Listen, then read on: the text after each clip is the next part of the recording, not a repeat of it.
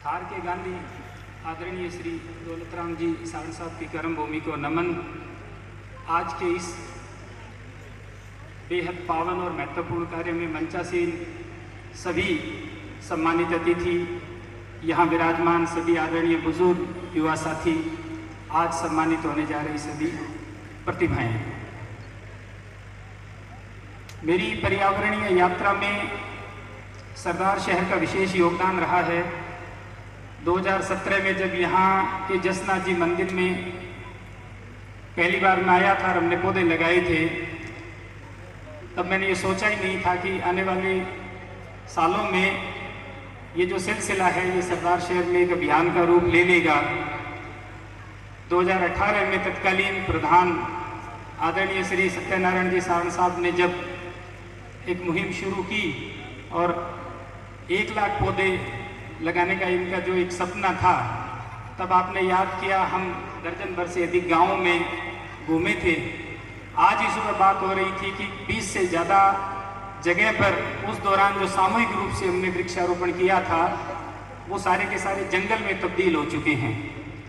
और उस समय करीब 84,000 जो है घरों को भी हमने जोड़ा था इस मुहिम से।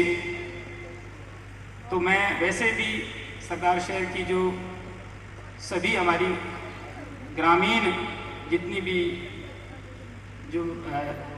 जो महानुभाव हैं, जो ग्रामीण बिरादरी है हमारी, उनका मैं आभारी हूँ। अभी हम जो एक बहुत बड़ी मुहिम चला रहे हैं डाबला तालाब में, उसके साथ भी सरदार शहर का नाम है वो बहुत ही सम्मान के साथ में जुड़ा हुआ है, क्योंकि आपके बीकम सरा के ही निवासी श्रीमान बहादुरमल जी सिद्ध, जो कि हमारे बीच में विराजमान भी हैं, आप उस मुहिम का नेतृत्व कर रही हैं। वहाँ हमने देव जसनाथ संस्थागत वन मंडल जो गठित किया है उसके अध्यक्ष हैं। और वो मुहिम इतनी महत्वपूर्ण है कि जब भारत को G20 की सदस्यता अध्यक्षता मिली तो उस समय जो UN ने जो आलेख प्रकाशित किया उसमें भी डाबला तालाब की तस्वीर और उसके कार्यों को कोट किया उन्होंने। हमारा जाट विकास संस्थान पहली बार जब यहाँ 2014 या 15 की बात है, जब भवन की शायद शिलान्यास का कार्यक्रम था, CR साहब बता रहे थे, पहली बार तब मुझे जुड़ने का मौका मिला। उसके बाद में मैं लगातार आता रहा हूँ, लेकिन आज का जो कार्यक्रम है वो मेरे लिए कई मायनों में बहुत खास है। तो मैं मेरी बात की शुरुआत उन खासियतों को इंगित करते हुए करना चाहूँगा। पहला तो ये कि आपने ये जो प्रतिभाओं को साफों के साथ में नवाजा है, ये इस समा को बहुत ही खूबसूरत बना रहा है और ये वास्तव में एक अद्भुत नवाचार है। और मैं निवेदन करूं, जिस तरह से कार्यक्रम में व्यवस्था है वो देख करके सचमुच में आनंद की अनुभूति होती है। और हमारे इस तरह के जो भी आयोजन है वो इसी तरह से व्यवस्थित हों, ये बहुत महत्वपूर्ण है। क्योंकि जब हम व्यवस्था के साथ में कार्यक्रम करते हैं तो उसका मैसेज लेके जाते हैं जितने कार्यक्रम में भाग लेने वाले लोग हैं वो, और वो हमें हमारे जीवन को व्यवस्थित करने की प्रेरणा देता है। इस बात को फ्रांस के एक विचारक मिशेल फूको ने बहुत अच्छे से समझाया था जब उन्होंने विमर्श का कॉन्सेप्ट दिया, जिसको इंग्लिश में डिस्कोर्स कहते हैं। तो उसमें उन्होंने ये कहा कि जिस तरह से हवा में रोग के बैक्टीरिया और वायरस तैरते हैं, उसी तरह से विचार जो है वो भी हवा में तैरते हैं। हम किसी भी कार्यक्रम में गतिविधि में भाग लेते हैं, पारिवारिक स्तर पर या सामाजिक स्तर पर, तब हम उन विचारों के संपर्क में आते हैं, वो विचार हमारे अंदर आ जाते हैं और उन विचारों को फिर हम आगे अपने हिसाब से प्रकट करते रहते हैं।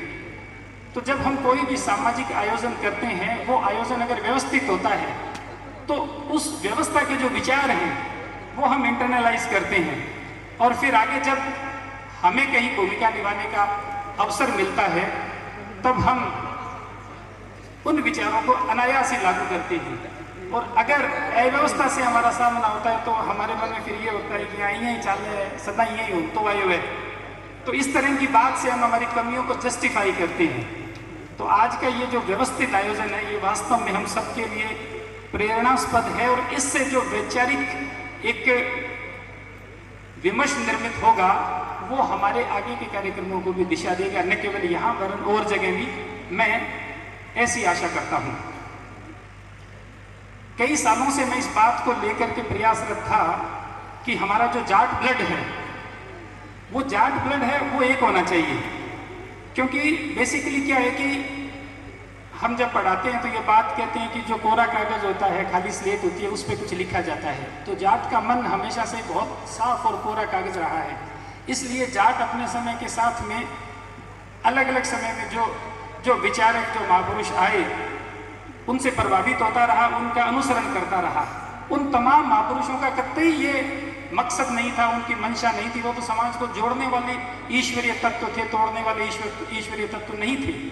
तो उनकी ये मंशा नहीं थी कि समाज है वो विखंडित हो जाए, अलग अलग धाराओं में चल पड़े। उनका तो ये था कि समाज में और मजबूती आए और सुधार आए। तो इसको लेकर के हमारे यहाँ जसनाथ जी, धन्ना जी और दूसरे न जाने कितने तरह के जो सिलसिले यहाँ पे खड़े हुए, और उन सिलसिलों ने हमारे बुजुर्गों को प्रभावित किया और एक बेहतर जाट, एक बेहतर इंसान बनने के लिए हमारे बुजुर्ग उनके अनुयायी बनते चले गए। हमारे इस धरती के ऊपर, इस इलाके में सिद्ध और जो धन्नावंशी जो हमारा हिस्सा है, वो हिस्सा विशुद्ध रूप से जाट है, जिनमें जाटों के अलावा दूसरे कोई है ही नहीं जो उनके अनुयायी बने। जाटों के 41 गोत्रों से सिद्ध आए, और इसी तरह से धन्नावंशी जो है वो इनके रामावत, धनावत और जितने भी अलग अलग स्वामियों में जो ब्रांचेज है, उनमें जो धन्नावंशी ब्रांच है वो कम्प्लीटली जाटों की ब्रांच है। तो बहुत सालों से मैं आग्रह करता था, यहाँ भी आग्रह किया और नूनकंसर में भी मैं जाता रहता हूँ, वहाँ के जाट समाज के कार्यक्रम में उनसे भी मैं निवेदन करता रहा कि हमारा ये जो जाट ब्लड है ये एक होना चाहिए। तो वो सिद्धांततः तो इसकी सहमति देते थे, लेकिन व्यवहार में वो चीज़ क्रियान्वित नहीं हो पाई। मैं बहुत आभारी हूँ जाट विकास परिषद सरदार शहर और पूरी हमारी जो जाट सरदारी है नूनकंसर की, कि इस बार इस आग्रह को आपने सिरे चढ़ाया है। और यहाँ जो प्रतिभाएं सम्मानित हो रही है वो जाट, धन्नावंशी और सिद्ध तीनों प्रतिभाएं हैं। तो ये बहुत अच्छी बात है। जोड़ना है वो बड़ा मुश्किल काम है, तोड़ना तो बहुत आसान है। भाई भाई आपस में 1 मिनट में लड़ करके और जीवन भर एक दूसरे से मुंह फेर लेते हैं, जोड़ने में बड़ा जोर आता है। तो ये जो जोड़ने की शुरुआत यहाँ से हुई है, ये शुरुआत भी बहुत मजबूत हो यहाँ भी और दूसरी जगह भी, इसकी भी मैं कामना करता हूँ। और इस बात ने मुझे आपका दिल से मुरीद बना दिया है। एक और जो बहुत खास चीज़ जो कमी हमें रही है वो ये रही है कि जब भी जागरण जब में होते हैं तब तो हमारे परिवार की महिलाएं थोक में वहाँ मिलती है, लेकिन बौद्धिक विमर्श होता है वहाँ पे हम कंजूसी कर जाते हैं, महिलाएं आती नहीं है, हम भी उनको प्रोत्साहित नहीं करते, जो पुरुष तबका है वो। लेकिन आपके इस कार्यक्रम में रेणु जी संचालन कर रही हैं, तो ये जो लीडरशिप देखने को मिल रही है ये बहुत अच्छी चीज़ है। ये सिलसिला भी आगे बढ़े, ये नवाचार है, ये भी बड़ा गजब का है और मन गदगद हो गया ये सब देख करके। तो ये सिलसिला भी आगे बढ़े। हम कन्या छात्रावास की परिसर में बैठे हैं और यहाँ मंच संचालन है वो हमारे समाज की एक बेटी कर रही है, उनकी मुख्य भूमिका है संचालन में। तो ये कितनी बढ़िया बात है। अभी जब पूर्व वक्ता बता रहे थे कि किस तरह से कार्यकारिणी के सदस्यों ने नींव की ईंट की तरह इस कार्यक्रम के लिए तैयारी की, तो उसमें भी बड़ी संख्या महिलाओं की थी। तो ये बहुत अच्छी बात है, वरना ये कार्यक्रम हम कितना और 4 गुना ज़्यादा खर्चा लगा देते अगर महिलाओं की भागीदारी प्रतिभाओं के रूप में और यहाँ संचालन के रूप में अगर नहीं होती, तो इस कन्या छात्रावास में किया गया हमारा ये प्रयास अधूरा ही रहता। तो आपने इस अधूरेपन को भरा है। इसके लिए भी जो वर्तमान कार्यकारिणी है, सारण साहब अध्यक्ष महोदय, इनकी पूरी टीम, इनको मैं इस बात के लिए भी बहुत लखदार देना चाहूँगा। संस्थाएं कितनी महत्वपूर्ण है, इसको इस बार दुनिया के पटल पे इस बार के नोबेल प्राइज जो इकोनॉमिक्स में दिया गया उसने ला दिया। इस बार का जो अर्थशास्त्र का जो नोबेल प्राइज मिला है वो जिन 3 अर्थशास्त्रियों को मिला है, मिस्टर जॉनसन, रॉबिन्सन और एक और शायद मैस्कुल या इस तरह का उनका नाम है, उनका काम सामाजिक संस्थाओं पे है। उन्होंने वाई नेशन फेल्स किताब में एक अवधारणा दी और उस अवधारणा में उन्होंने 2 तरह की सामाजिक संस्थाओं का जिक्र किया और वो जिक्र करते हुए उन्होंने ये बताया कि किसी भी समाज के विकास में सामाजिक संस्थाओं का सबसे बड़ा योगदान होता है। वो बुनियादी तत्व है आर्थिक विकास में भी। उन्होंने 2 तरह की सामाजिक संस्थाओं का जिक्र किया। एक तो इंक्लूसिव सोसाइटल इंस्टीट्यूशन, इस तरह के सामाजिक संस्थान जो समावेशी होते हैं, और दूसरे तरह के एक्सट्रैक्टिव सोसाइटल इंस्टीट्यूशंस, इस तरह के सामाजिक संस्थान जो एक्सट्रैक्ट करते हैं यानी सोखते हैं किसी चीज को।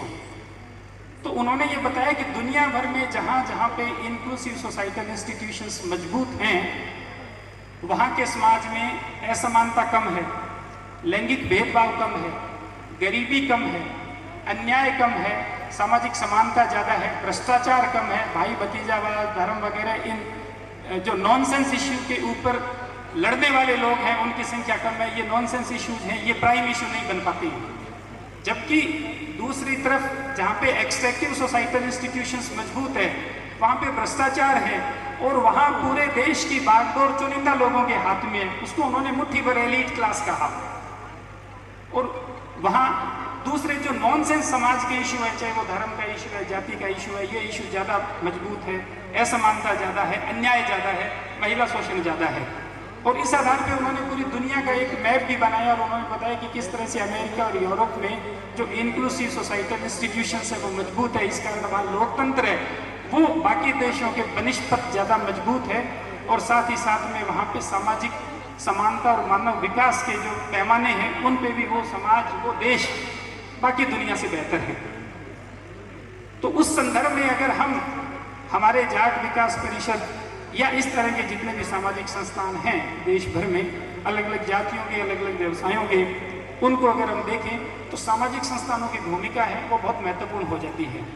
लेकिन हमारे यहाँ जितने भी सामाजिक संगठन है, खासतौर पे जाति के ऊपर बने हुए सामाजिक संगठन, वो अपने स्वरूप में तो इंक्लूसिव है, लेकिन उनके ऊपर समाज के अधिकतर जगह प्रभावशाली लोगों ने कब्जा कर रखा है। तो वो अपने आप में इंक्लूसिव होते हुए भी उनका जो मैनेजमेंट या प्रबंधन है या उनकी जो लीडरशिप कहें वो एक्सट्रैक्टिव है। और वो एक्सट्रैक्टिव होने के कारण ये संगठन दिशाहीन हो जाते हैं।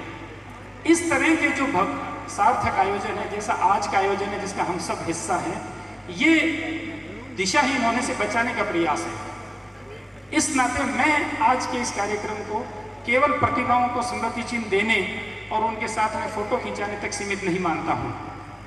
ये जिस तरह की बात हम सब लोग यहाँ कर रहे हैं, इनकी आज के समय में हमें बहुत ज़्यादा ज़रूरत है। और वो ज़रूरत इसलिए है कि अभी जो वक्त है उसमें चुनौतियाँ बड़ी हैं। शिक्षा जो कि हमारा एक प्रमुख हथियार होना चाहिए, उसके ऊपर बहुत सारे तरह के खतरे हैं। और खतरों के साथ में ये चीज़ भी है कि आज जिस सार्वजनिक शिक्षा का हम स्वरूप देख रहे हैं, वो सार्वजनिक शिक्षा पढ़ाने के ऊपर ज़्यादा बल देती है, सिखाने के ऊपर कम बल देती है। जबकि ज़माना ऐसा आ गया है, सरकारी नौकरियां हैं वो सिकुड़ रही हैं। ऐसे में हमें पढ़ने के साथ साथ में सीखना पड़ेगा, जिसको हम स्किल डेवलपमेंट कहते हैं। जब हम हुनरमंद होंगे तब हमें अगर राजकीय नौकरी नहीं भी मिल रही है तो भी हम अपने हुनर से एक सम्मानजनक जीवन जी पाएंगे और दूसरों के लिए एक प्रेरणा बन पाएंगे।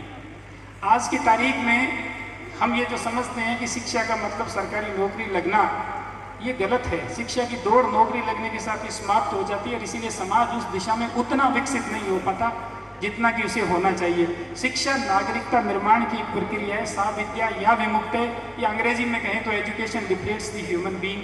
दोनों ही अर्थों में शिक्षा का मतलब है अंधकार से प्रकाश की तरफ ले जाना। शंकराचार्य ने अद्वैत दर्शन पर एक पुस्तक लिखी है, तत्वबोध। उस तत्वबोध में जब वो ज्ञान और कर्म की बात करते हैं तो वो ये कहते हैं कि कर्म से अज्ञानता को नहीं काटा जा सकता। अगर आपको अज्ञानता को काटना है तो उसका एक ही जरिया है, और वो जरिया है ज्ञानवान बनना। और ज्ञानवान बनने के लिए जरूरी है कि आप पुस्तकों को अपना सबसे अच्छा दोस्त, सबसे अच्छा गुरु, सबसे अच्छा उनको एक आइडल माने। और पुस्तकें कौन सी? केवल वो पुस्तकें नहीं जो कॉम्पिटिटिव एग्जाम्स के लिए आप लोग पढ़ते हैं, वो तो जरूरी है ही है। उसके अलावा वो तमाम पुस्तकें जो महापुरुषों की जीवनियाँ हैं या समाज, देश और दुनिया के बहुत महत्वपूर्ण मुद्दों को लेकर के लिखी गई हैं। अगर आप उन पुस्तकों को पढ़ेंगे तब आपको पता लगेगा कि दुनिया में ज्ञान की धाराएं हैं वो कैसी हैं। अभी एक पुस्तक चर्चा में है दुनिया में जिसका नाम है एंड ऑफ कॉग्निटिव एम्पायर, यानी कॉग्निशन का अर्थ होता है संज्ञान, बुद्धि के स्तर। ये किताब एक लैटिन अमेरिकन एपिस्टीमियोलॉजिस्ट है साउसा सेंटोस, उनकी लिखी हुई है। एंड ऑफ कॉग्निटिव एम्पायर में वो ये कहते हैं कि दुनिया के बहुत सारे देश जो उपनिवेशवाद से छूट गए, आज उनके नेता सड़क का नाम बदल करके बिल्डिंग का नाम बदल करके या कानून की किताब में 2 नई लाइनें जोड़ करके या पुरानी लाइनें हटा करके ये कहते हैं कि हम भी उपनिवेशवाद कर रहे हैं या उपनिवेशवाद के प्रतीक है उनको धो रही हैं। उन्होंने कहा कि ये अगर इतना आसान होता फिर तो समस्या ही नहीं थी। अपनी पुस्तक में साउसा सेंटोस ये कहते हैं कि समस्या ये नहीं है कि आपने कितनी सड़कों के नाम बदल दिए, कितने भवनों के नाम बदल दिए या कितने कानूनों के ऊपर आपने लाइन चला दी।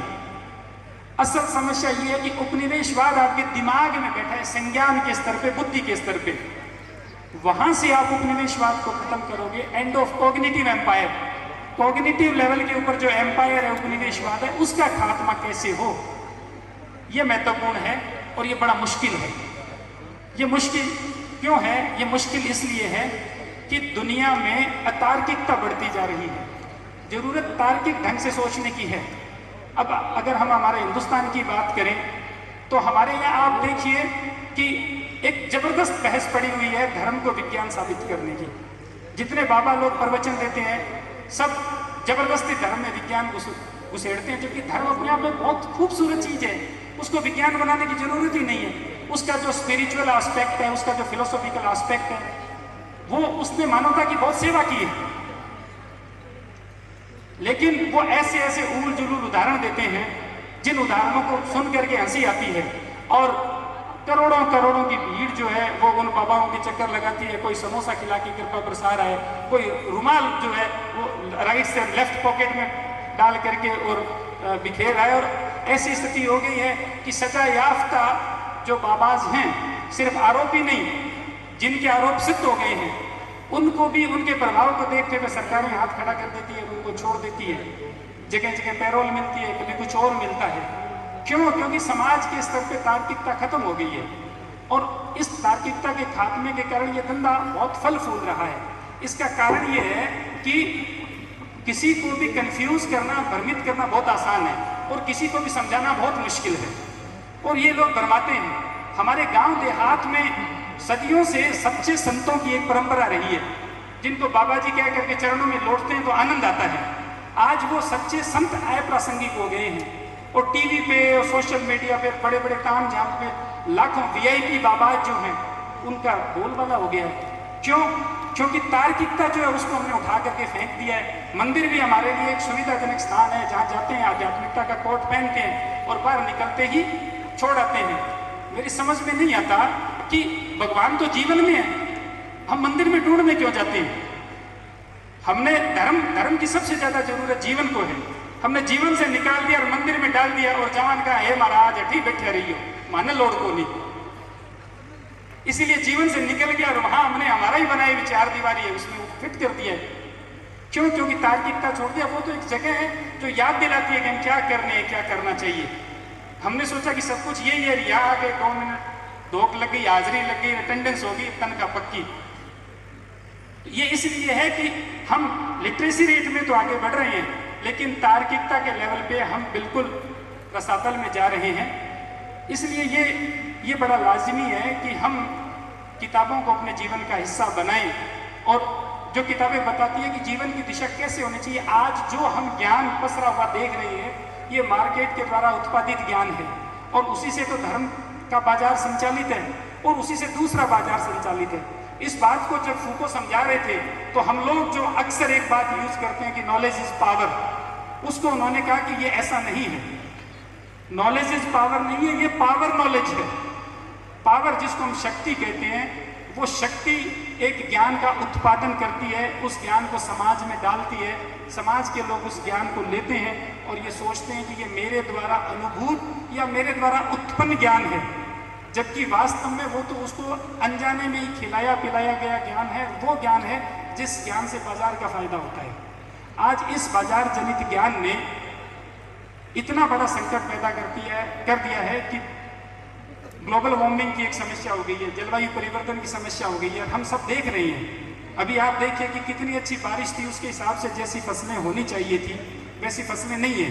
क्यों? क्योंकि जिन दिनों में जितनी बारिश की जरूरत होती है उससे ज्यादा गिर जाती है, उसी सीजन के कुछ दिनों में बिल्कुल सूखा होता है। तो इस कारण हमारी फसलें कभी पानी मार हो जाती है और कभी कम पानी से खराब हो जाती है। अभी इस साल खेजड़ी के ऊपर सांगरी बहुत कम लगी क्योंकि लैंड यूज है वो चेंज हो गया। ये हमारा पूरा एरिया सरदार शहर और इधर लूणकरण सर का बढ़ाण का इलाका मतीरों के लिए, मीठे मतीरों के लिए कितना प्रसिद्ध था, आल तो खत्म ही हो गई, फोटो में भले ही मिल जाए, जमीन पे नहीं है। और मतीरे भी पुरानी वो महिलाएं भी खत्म हो गई, क्योंकि फोक खत्म हो गए। जब वो खोदी निनाण निकालती थी जेब में से निकाल करके बीज, और वो फोक की जड़ में डाल देती थी, और जब फोक की पुट लगती थी तो मतीरे का क्या स्वाद होता था। उस फोक की पुट से जो मोठ उगते थे, जब सींचते थे तो ढकनी को उछाल देते थे, कितनी ताकत होती थी उनमें। वो सारी चीजें खत्म हो गई क्योंकि लैंड यूज चेंज हो गया। और लैंड यूज चेंज होने की वजह से क्लाइमेट कैटास्ट्रोफी है, वो एक दानव बन के बड़ा और हमारे सामने खड़ा हो गया है। 20-30 साल पहले डेंगू चिकनगुनिया नहीं था, इस साल तो डेंगू का नया वेरिएंट भी आ गया है। अभी लैंसेट में नई स्टडी आई है, इस साल 15 लाख से ज़्यादा मौतें एंटीबायोटिक की विफलता के कारण हुई है। एंटीबायोटिक्स के प्रति बैक्टीरिया ने रेसिस्टेंस डेवलप कर दिया है। उस प्रतिरोधकता के कारण एंटीबायोटिक्स जो हम लेते हैं वो उससे लोग ठीक नहीं हो रहे, मर रहे हैं। तो इसलिए ये जो ज्ञान जिसको कि हम अगर अपनी भाषा में कहा तो जगह ने ले गए और आफरी जेड़ा फिरा, वो ज्ञान वास्तव में कि चुस्क ज्ञान है, जो कि आपने सारे संसाधन आने चूसन लाग रहे है। पहला साम्राज्यवाद जो आयो वो घोड़े के ऊपर आयो, वो बंदूक और पिस्तौल ले गए, तोप ले गए आयो। आज को जो साम्राज्यवाद है वो कुछ WTO ब्रिटेन वुड्स का जो इंस्टीट्यूशंस है, IMF वगैरह बाकी संधियां हस्ताक्षर के जरिए आए हुए, और बिंग कारण आज आप जो सीखने की एक स्वाभाविक प्रक्रिया ही खासतौर पर पश्चिमी राजस्थान में जो एक सतत विकास को सिलसिलो हो, वो विकास को सिलसिलो खत्म हो गयो। अब एक बहुत बड़ो काम होने लग रहा है विकास के नाम पर सोलर पावर को, और इन बहुत अच्छी तरह रूप के अंदर फैलाया जाने लग रहा है कि ग्रीन एनर्जी आप देवा, जबकि एक शब्द है ONE, open natural ecosystem. ONE को मतलब है कि अपनी घास भूमि अपना खोड़ बंगो अपने जीवन के ने बनाए रखने में बहुत महत्वपूर्ण योगदान रहे हो। लेकिन जठे जठे भी सोलर प्लेट्स लाग रही, आप सोचा कि सिर्फ खेरड़ी कटन लाग रही है, एक समस्या है। खेरड़ी में ज़्यादा मोटी समस्या है कि आपकी बांकड़ी खत्म होने लग रही है, फोक खत्म होने लग रही है, केर खत्म होने लग रही है, बुई खत्म होने लग रही है, सेवन दामन बूर खत्म होने लग रही है। उसके आधार में कुछ लोग सोचे कि ये भी महत्वपूर्ण है कि एक खेरड़ी बोरड़ी जाल रोइड़ा बरगद पीपल ज़्यादा महत्वपूर्ण है। क्यों? क्योंकि राजस्थान को असली इकोसिस्टम वो है, और ये असली इकोसिस्टम की वजह ही राजस्थान पूरी दुनिया को एकमात्र थार डेजर्ट विश्व डेजर्ट है जो सबसे ज़्यादा जैव विविधताओं समृद्ध है। तो वो आपनो जो ओपन नेचुरल इकोसिस्टम है वो बर्बाद होने लग रहे हैं। आने वाले सालों में 2000 के आसपास फिट के ऊपर आप पानी ने ले जा चुके हैं। बहुत बड़ी चुनौती, क्योंकि मेरा विषय समाजशास्त्र है, तो मैं ये चीज़ ने देख कर सोच के ही मन डर लगे कि जगह हाईवेज आप बनाया है, जगह ना विकास को प्रतिमान का ये सारा का सारा ड्रग पेडलिंग का नया जगह है वे केंद्र बनता जा रहे हैं, क्योंकि आगे ऊपर कोई चेकिंग को नहीं है। और जब वो अफगानिस्तान हो ओपीएम तैयार हो गया, म्यांमार, क्योंकि ये जगह दो देश जगह तानाशाही सिस्टम है, म्यांमार में अफगानिस्तान में बहुत बड़ो खतरो है भारत के लिए। बटू तैयार हुए अफीम कोकीन हेरोइन म्यांमार जाकर भी ट्रकर्स के जरिए आने लग रही है। पूरा आपको वेस्टर्न राजस्थान बर्बाद हो गयो नशों। अपनी कौम जिकी की आपके एक खास DNA के लिए नस्ल के लिए जिकी एक प्रसिद्ध रही है, आज अपनी नस्ल के सामने भी बहुत बड़ो संकट है। और आने वाले टाइम के अंदर सोलर एनर्जी आपने प्राकृतिक पर्यावरण में नष्ट करने को एक बहुत बड़ो कारण साबित होगी। और इं ही जी ये आपने जितना हाईवेज बने ये हाईवेज आने वाले टाइम के में ड्रग पेडलिंग को एक बहुत पोटेंशियल रिसोर्स के रूप के अंदर डेवलप हो जाएगा अगर आप लोग सतर्क नहीं हुआ तो। ठीक इं ही एक विकास को पैमानो जोड़ा पक्का करने की जिकी होड़ है गामा गमा, वो बड़ो दुर्भाग्य है कि एक जो एक तो महत्वपूर्ण इकोसिस्टम को हिस्सों है वो डेजर्ट के माँ भारत सरकार और प्रदेश की सरकार चाहे वह किसी पार्टी की हो, इनकी बात जिम्मेदारी एक ग्राम सेवक ने देगी छोड़ दी। और भी लेवल के ऊपर जो इकोलॉजिकली साउंड इकोनी या पंचायत समिति और जिला परिषद का जाइए जगह इन्वायरमेंट ने कभी पढ़ी इकोनी जितना जोड़ा अपना सैकड़ों साल हूँ तले के अंदर पानी को चुस्तो बन सारा पक्का करके बन तड़ो नाश कर दियो, बंग अंदर कोई डेटर काच हो कोई प्रजनन कौन कर सके, ये खतरी बंग अंदर जो पानी है वो सारो सड़ गयो। इस संबंध में एक केस नालंदा को एक कोई पर्यावरणविद लगाया जो सुप्रीम कोर्ट भी ऊपर एक गंभीर टिप्पणी करी। थारे अठे बिल्लियों ने छोड़ के कोई जोड़ो कौन जगह 12 महीना पानी रहे, और पहला कितने जोड़ा अंदर 12 महीना पानी रहे। तो मैं लारे 3-4 साल पहले DC साहब लेके गया बैठे बताया कि पक्को करने की योजना में कि वो काम ना कर दियो। वो जगह स्वरूप में है भी स्वरूप के अंदर ही जो लुक्सा को जोड़ो है बिल्डिंग में जगह स्वरूप में है भी स्वरूप में ही रखो। तो ये जी सारी चीज़ा अपने के जो 500,000 साल को जो है आ एक बहुत खराब बात है कि एजुकेशनल इंस्टीट्यूट्स में जब जाट ने इंट्रोड्यूस करायो जावे, आजकल तो जाट बोला हो गया जना बात कौन करे। कई साल पहले जब कोई जाट जो थोड़ा सो ठीक हों जना लोग इंट्रोड्यूस कराता कि he is a Jat with brain, यानी ये दिमाग के साथ जाट है।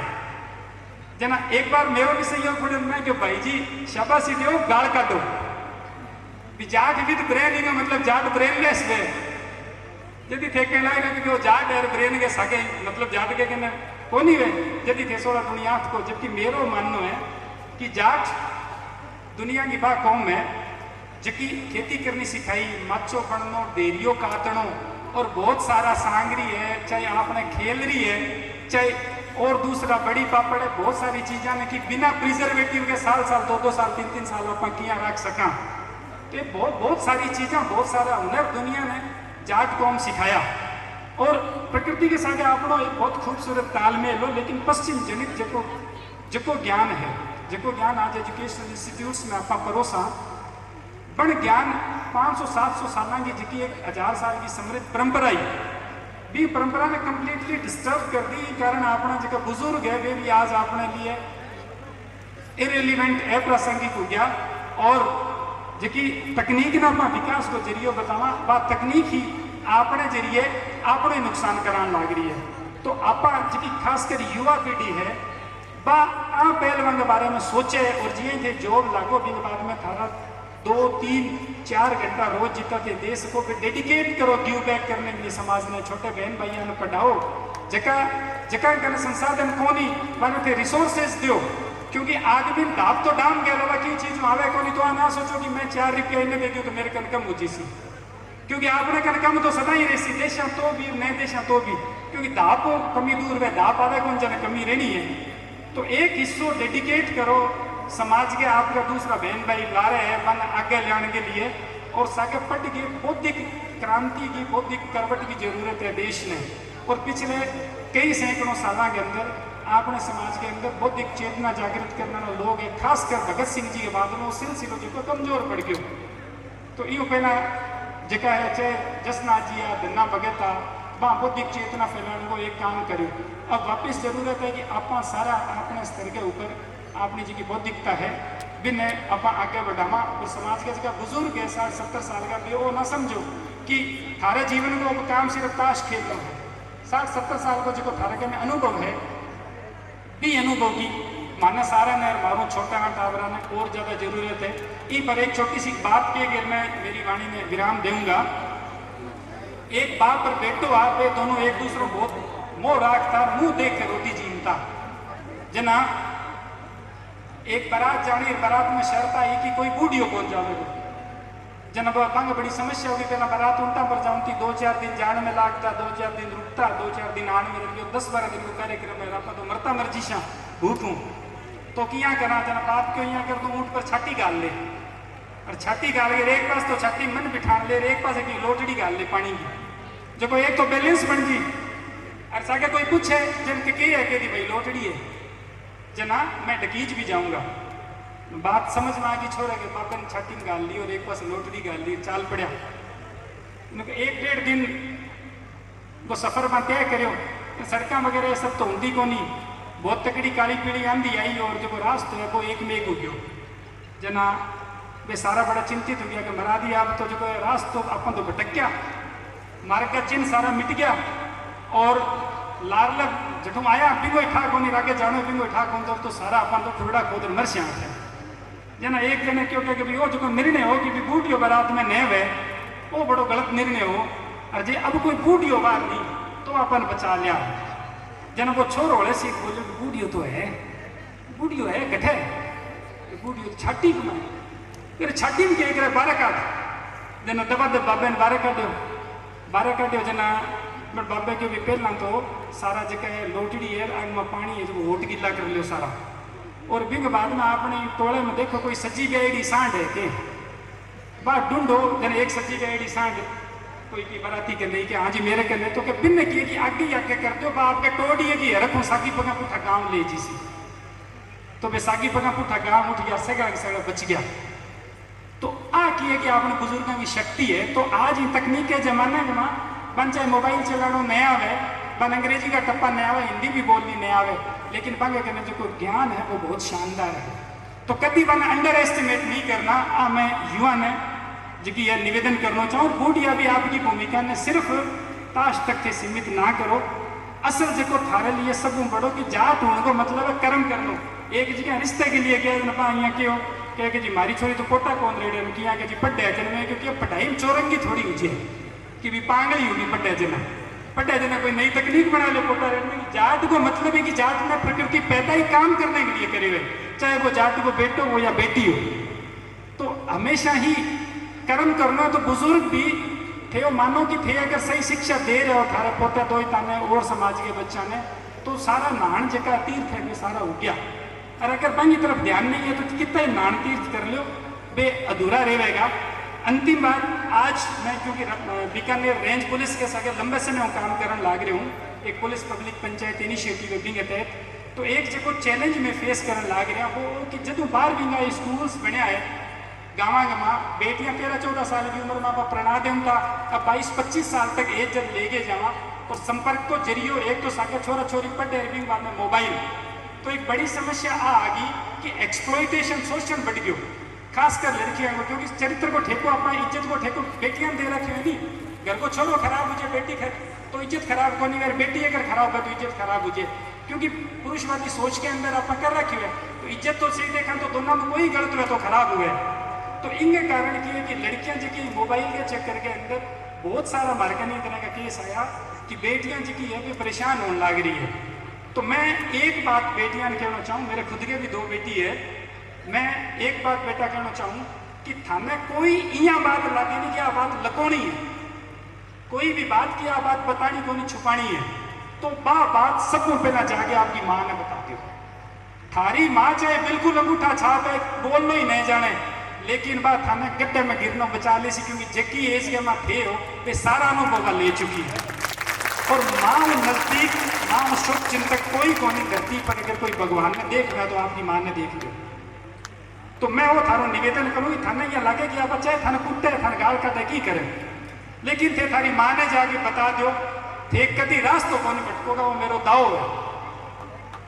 तो एक बात मैं थाने लगे कि मेरी बात की वैल्यू करनी चाहिए, तो एक बात की थे वैल्यू कर लो, क्योंकि इनकी बहुत जरूरत है। थे अगर थारी जगह सही रेशियो यदि थारे जीवन को मायनो है नहीं तो बेटा ये तरह की घटनाओं में डेंट आ जाए फिर ते कितनी अचीवमेंट हासिल कर लो थाने जीवन के अंदर एक कालजे के अंदर जीसो को नहीं बैठो।